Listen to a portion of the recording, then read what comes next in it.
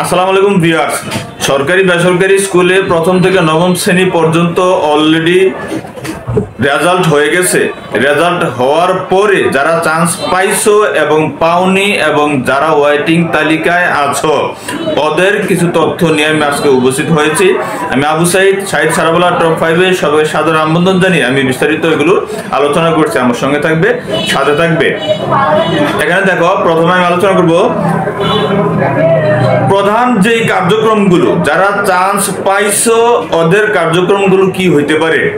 তোমরা তোমাদের সকল প্রকার ডকুমেন্টস বলতে কি, স্টুডেন্টের জন্ম নিবন্ধন, স্টুডেন্টের বাবার আইডি কার্ড অথবা যেই ডকুমেন্টস আবেদন করার সময় তথ্য দিছো, পাসপোর্ট, জন্ম নিবন্ধন, আইডি কার্ড যেকোনো একটা, ঠিক মার সেম আইডি কার্ড, পাসপোর্ট, জন্ম নিবন্ধন যেই তথ্য দিয়ে আবেদন করছো ওই তথ্য অনুকূলে ডকুমেন্টস কটা হলো, স্টুডেন্টের জন্ম নিবন্ধন, স্টুডেন্টের ছবি লাগবে, স্টুডেন্টের 4 কপি ছবি লাগবে। আরেকটা যোগ করলাম, স্টুডেন্টের জন্ম নিবন্ধন, স্টুডেন্টের ছবি, স্টুডেন্টের বাবার তথ্য, মায়ের তথ্য এবং রেজাল্ট অনলাইন থেকে রেজাল্টটা সার্চ করে বের করে ওটা প্রিন্ট করতে হবে। প্রিন্ট করে এই সকল তথ্যগুলো এবং লাস্ট 5 নাম্বার হচ্ছে পঞ্চম শ্রেণী, যারা পঞ্চম থেকে ষষ্ঠতে আবেদন করছো, পঞ্চম শ্রেণীর প্রবেশপত্র অর্থাৎ সার্টিফিকেট থাকলে সার্টিফিকেট আর এডমিট কার্ড তো অবশ্যই লাগবে। আর যাদের সনদ অর্থাৎ সার্টিফিকেটটা নাই, বিকল্প যে কোনো একটা প্রত্যয়নপত্র প্রাইমারি স্কুল থেকে ছেড়ে আসা অর্থাৎ ছাড়পত্র অনুকূলে একটা প্রত্যয়নপত্র দেয় প্রাইমারি স্কুলে, ওগুলো লাগবে। এইগুলো যারা চান্স পেয়ে গেছো প্রথম ধাপে 18 থেকে 23 তারিখ পর্যন্ত এই কার্যক্রমটা, এটা হচ্ছে 18 থেকে 29 ডিসেম্বর টোটাল কার্যক্রম।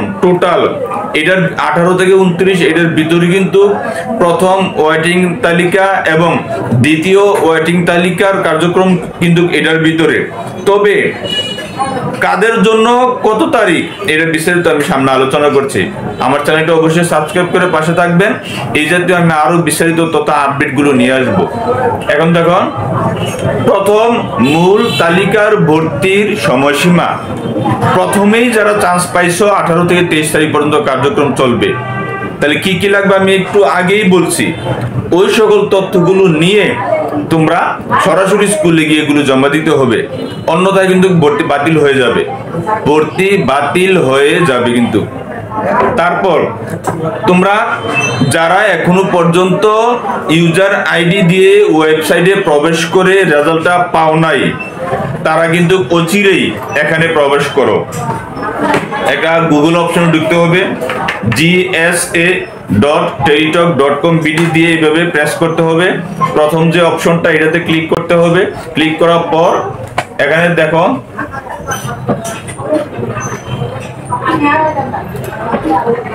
এখানে একটা ইনস্ট্রাকশন দিছে, দেখো ইনস্ট্রাকশনটা, TWN পেয়ার সংরক্ষিত আসনে নির্বাচিত প্রার্থী নিজে এবং তার যমজ সহোদর ভর্তি হবে।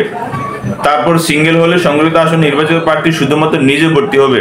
এক্ষেত্রে তার অপর যমজ সহোদররা অবশ্যই এই বিদ্যালয়ে অধ্যয়নরত হতে হবে। এটা বুঝে নিবা, বিস্তারিত আমি যে এটা আলোচনা করছি না। এখানে ঢুকে নিচে এই যে ফলাফল অনুসন্ধানে ক্লিক করতে হবে। এটাতে ক্লিক করার পর এখানে প্রথম তালিকাটা অবশ্যই এটা দেখে নিবে।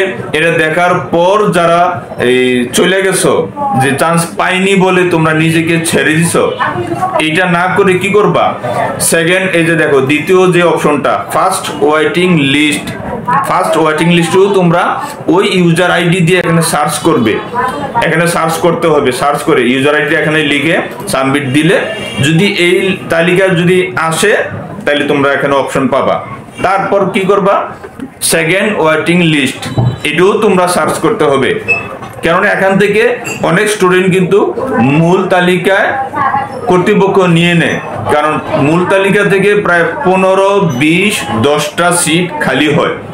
এটা কিন্তু ম্যাক্সিমাম প্রতিষ্ঠানে 20 থেকে শুরু করে 20, 15, 10 এই জাতীয় সিটগুলো খালি হয়ে যায়, কারণ অনেক স্টুডেন্ট এটাতে ভর্তি কার্যক্রম কনফার্ম করে না, কেননা সে একাধিক লটারিতে টিকার কারণে ভ্যারাইটিস এই সমস্যার কারণে ওরা কি করে লটারিতে চান্স পাওয়ার পরও ওরা এখানে ভর্তি কনফার্ম করে না। বিভিন্ন অবহেলাও থাকতে পারে, মূল কাগজপত্রগুলো সঠিক সময়ে জমা দেয় না, তারপর ইচ্ছাও হয় না। এই ভ্যারাইটিস কারণে ওদের কার্যক্রমটা ফাইনালি চূড়ান্তভাবে কনফার্ম না করার কারণে ওই আসনটা খালি হয়ে যায়। তখন কি করে ওই মেরিট লিস্টের মাধ্যমে প্রথম ওয়েটিং লিস্ট এখান থেকে কিছু স্টুডেন্ট টাইনা নিয়ে আসে এবং ওয়েটিং এ থাকা স্টুডেন্টদেরকে কর্তৃপক্ষ ফোন দেয়, ওনারাও একটা তালিকা করে ওয়েটিং লিস্ট থেকে কতজন নিবে এটারও একটা তালিকা তৈরি হয় ওই উপজেলা নির্বাহী অফিসারের মাধ্যমে, এবং প্রতিষ্ঠানের কর্তৃপক্ষের সাথে আলাপ আলোচনা করে একটা তালিকা এখানে নেওয়া হয়। নেওয়ার পরে এখানেও যদি কিছু শর্ট থাকে, প্রথম ওয়েটিং তালিকা থেকে নেওয়ার পরও যদি ওদের সিট ফিল আপ না হয়, তখন আবারও আরেকটা তালিকা নেয় দ্বিতীয় ওয়েটিং লিস্ট থেকে, ওখান থেকে কিছু টাইনা নিয়ে আসে, তারপর চূড়ান্তভাবে ওদের সিটগুলো ফিল আপ করা হয়। এইভাবে তোমরা সার্চ করতে হবে, সার্চ করে দেখতে হবে। এগুলো নিয়ে স্যারদের অপেক্ষা না করে, তোমাদেরকে স্কুল কর্তৃপক্ষ ফোন দিবে এই অপেক্ষা না করে, যারা ওয়েটিং তালিকায় আছো তোমরা এই তালিকাটা নিয়ে সরাসরি প্রতিষ্ঠানে যোগাযোগ করো। ওইখানে ওদের ব্রেইনে দিয়ে রাখো, ওদের নলেজে দিয়ে রাখো, স্যার আমার স্টুডেন্টটা এই লিস্টে আছে, এত সিরিয়ালে আছে, ওদের ব্রেইনে দিয়ে রাখো। একটু যোগাযোগ রাখার চেষ্টা করো, একটু সুবিধা হবে। আর যারা দেখেছি কি 40, 30, 40, 50 সিরিয়ালে আসো, এটা ম্যাটার না, তোমরা সরাসরি প্রতিষ্ঠানে যোগাযোগ করো, ভালো হবে। এটা হচ্ছে ফাইনাল, ভালো হবে না, এটা বাধ্যতামূলক, তোমরা এগুলো করতে হবে, জমা দিতে হবে। জমা না দিলে এইভাবে বসে থাকলেও করে হবে না যে আমার স্টুডেন্ট ওয়েটিং তালিকায় 40, 50 হয়ে আছে, এটা তো আশাই শেষ। এটা না করে তোমরা প্রতিষ্ঠানে যোগাযোগ করবা। তারপর এই হচ্ছে প্রথম অপেক্ষমান তালিকাদের ভর্তি হবার এই তারিখটা 24 থেকে 27 তারিখ, 24 থেকে 27 তারিখ এখানে একটা কার্যক্রম হবে। ওয়েটিং তালিকাদেরকে নিয়ে এখানেও একটা কার্যক্রম হবে, তোমরা স্কুলে অবশ্যই যোগাযোগ রাখতে হবে। দ্বিতীয় তালিকাটা হচ্ছে 28 থেকে 29, সর্বশেষ এখানেও একটা কার্যক্রম উপজেলা নির্বাহী অফিসার এবং স্কুল কর্তৃপক্ষের সাথে এখানেও একটা কার্যক্রম হবে। অর্থাৎ সর্বশেষ ওয়েটিং তালিকা থেকে যদি নেওয়ার মতন হয়, তখন সর্বশেষ ওয়েটিং তালিকা থেকে কতজন নিবে ওইটা এখানেও একটা স্কুল কর্তৃপক্ষ লিস্ট করবে। একজন হোক, 2 জন হোক, 5 জন হোক, লিস্ট করে স্টুডেন্টদেরকে ওই নাম্বারে ফোন দিবে, গার্ডিয়ান আসতে বলবে, কাগজ জমা দিতে বলবে। তো এটা হচ্ছে ওনাদের এই আগ্রহের মাধ্যমে। এর আগেই তোমরা যদি এই তালিকায় থেকে থাকো, তাহলে ওই এটা নিয়ে কলেজে স্কুলে যোগাযোগ করবা। আজকের আমার এই টপিকটা অবশ্যই যারা চান্স এখনো পর্যন্ত পাও নাই, প্রথম এই অপশনটা থেকে অনেকেই কি করছে, আমার এখানে দোকানে এসে প্রথম তালিকায় সার্চ করেই শেষ। পরে হঠাৎ করে মনে হয়েছে যে আমরা ওয়েটিং এ আছি কিনা, ওয়েটিং তো আরো 2টা আছে, ওখানে সার্চ করি, এটা না করে চলে যায়। তো এই জন্য এই ইনফরমেশন গুলো, গুরুত্বপূর্ণ তথ্যগুলো আমি তোমাদেরকে দিলাম। আজ তাহলে এইটুকু, ভালো থাকবে, সুস্থ থাকবে, আল্লাহ হাফেজ।